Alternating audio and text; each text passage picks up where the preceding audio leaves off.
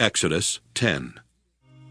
Then the Lord said to Moses, Go to Pharaoh, for I have hardened his heart and the heart of his officials, in order that I may show these signs of mine among them, and that you may tell your children and grandchildren how I have made fools of the Egyptians, and what signs I have done among them, so that you may know that I am the Lord.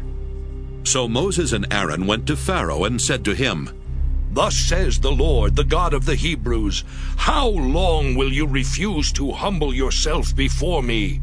Let my people go, so that they may worship me. For if you refuse to let my people go, tomorrow I will bring locusts into your country. They shall cover the surface of the land, so that no one will be able to see the land. They shall devour the last remnant left you after the hail, and they shall devour every tree of yours that grows in the field. They shall fill your houses and the houses of all your officials and of all the Egyptians, something that neither your parents nor your grandparents have seen, from the day they came on earth to this day. Then he turned and went out from Pharaoh. Pharaoh's officials said to him, How long shall this fellow be a snare to us? Let the people go, so that they may worship the Lord their God. Do you not yet understand that Egypt is ruined? So Moses and Aaron were brought back to Pharaoh, and he said to them, Go, worship the Lord your God. But which ones are to go? Moses said, We will go with our young and our old. We will go with our sons and daughters, and with our flocks and herds, because we have the Lord's festival to celebrate. He said to them, The Lord indeed will be with you if ever I let your little ones go with you. Plainly, you have some evil purpose in mind. No, never. Your men may go and worship the Lord, for that is what you are asking. And they were driven out from Pharaoh's presence. Then the Lord said to Moses, Stretch out your hand over the land of Egypt, so that the locust may come upon it, and eat every plant in the land, all that the hail has left. So Moses stretched out his staff over the land of Egypt, and the Lord brought an east wind upon the land all that day and all that night. When morning came, the east wind had brought the locusts.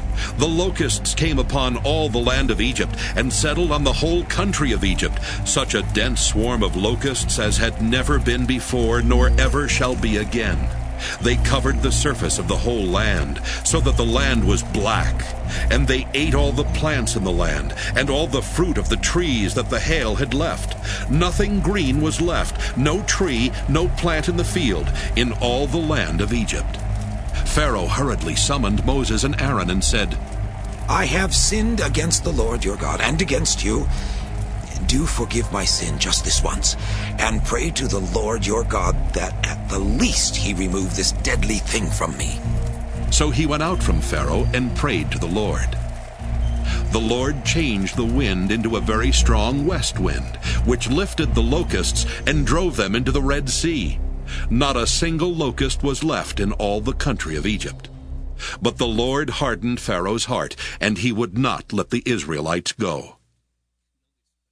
Then the Lord said to Moses, Stretch out your hand toward heaven, so that there may be darkness over the land of Egypt, a darkness that can be felt. So Moses stretched out his hand toward heaven, and there was dense darkness in all the land of Egypt for 3 days. People could not see one another, and for 3 days they could not move from where they were. But all the Israelites had light where they lived. Then Pharaoh summoned Moses and said, Go, worship the Lord. Only your flocks and your herds shall remain behind. Even your children may go with you. But Moses said, You must also let us have sacrifices and burnt offerings to sacrifice to the Lord our God. Our livestock also must go with us. Not a hoof shall be left behind, for we must choose some of them for the worship of the Lord our God. And we will not know what to use to worship the Lord until we arrive there. But the Lord hardened Pharaoh's heart, and he was unwilling to let them go.